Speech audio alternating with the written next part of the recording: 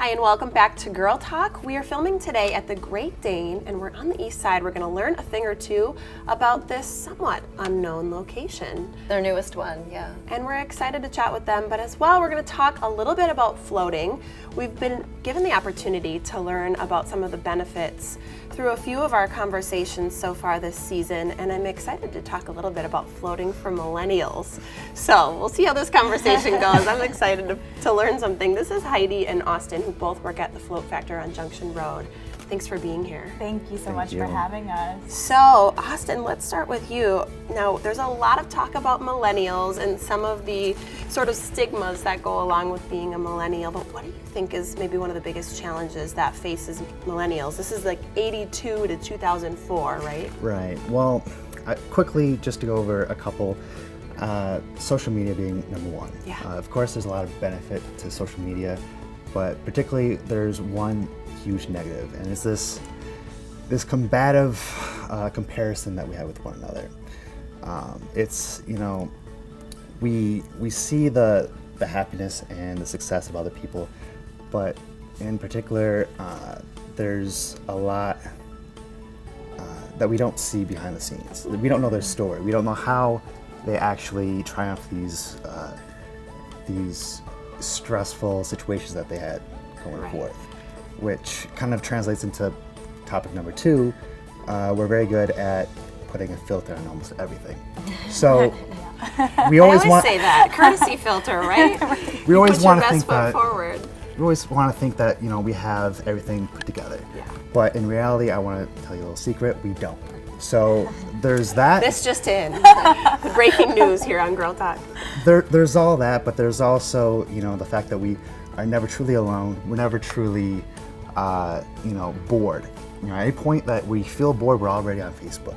You know, we look at our phone constantly. So those are the basic points that I want.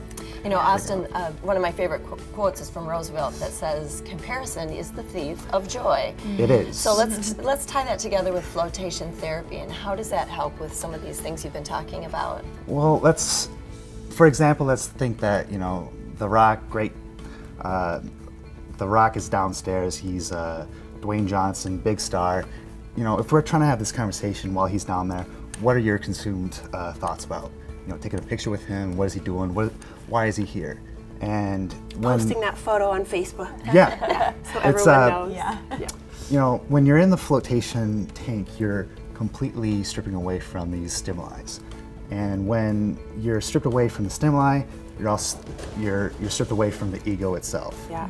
And when you're doing this, you're given the opportunity to actually go through a self-auditing process. Sure.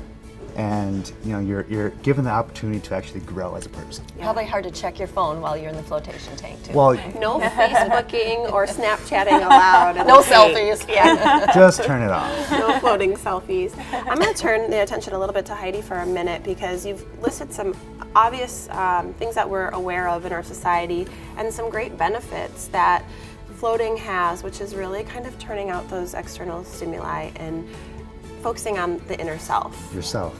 So I want to talk a little bit to Heidi, who's been on our show before and used flotation as sort of an artistic inspiration. Let's touch on that a little bit more and maybe the impact on some of your relationships. Yeah, and absolutely, it has had a huge impact on my relationships, just in general. And it's a huge topic of conversation right now for women who are my age, who are going out throughout their lives. We're looking for ourselves, but we're also looking for a life partner. And so in the romantic sort of realm, if you go out life and you are having all these stimulus from your family, you see a relationship and maybe it's toxic or it's a violent situation, you believe that is how people communicate. So floating really helps you to understand that you can have and really evaluate those pathways that are going on in your mind so that you can strengthen healthy ones and visualize what a healthy relationship would look like. Yeah. And avoid the toxic ones. Yeah. Avoid the toxic. Well, I love this topic for millennials.